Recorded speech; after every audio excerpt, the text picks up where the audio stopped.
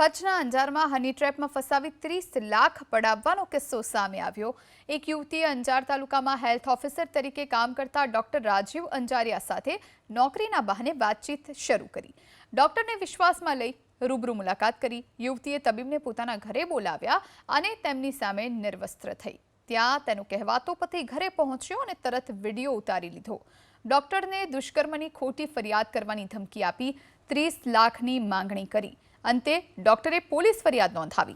પોલીસે નર્મદા દિનેશ વાળંદ અને તેના કથિત પતિ દિનેશ વાળંદ સામે ગુનો નોંધી વધુ તપાસ શરૂ કરી, જેમાં એક આરોપી ઝડપાઈ ગયો છે અને બીજાની શોધખોળ ચાલુ છે।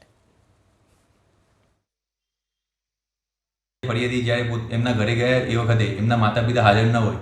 ફરિયાદીએ તેમને માતા પિતા વિશે પૂછેલ કે માતા પિતા ક્યાં છે, તો આરોપી નર્મદાબેને કહેલ કે થોડી વાર બહાર ગયા છે, થોડી વારમાં આવશે, આપ થોડી વાર અહીંયા બેસો।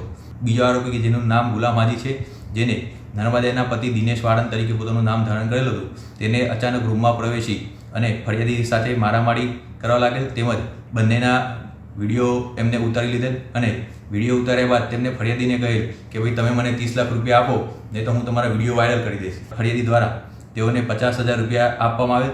ફરિયાદીએ પાસેથી આરોપીઓએ તેમના 6 ચેક લઈ લીધેલા, જેમાં 5-5 લાખની રકમ લખેલી હતી। ફરિયાદીએ તાત્કાલિક પોલીસનો સંપર્ક કર્યો અને પોલીસ દ્વારા આ બાબતે ફરિયાદીની ફરિયાદ લઈ અને આરોપી ગુલામ હાજી કે જેનું મૂળ નામ ગુલામ સરવર હાજી અલ્લાહ મીર છે અને જે મૂળ લાકડિયાનો રહેવાસી છે, તેને ગઈકાલે એરેસ્ટ કરેલ છે અને બીજા આરોપી નર્મદાબેનની તપાસ ચાલુમાં છે।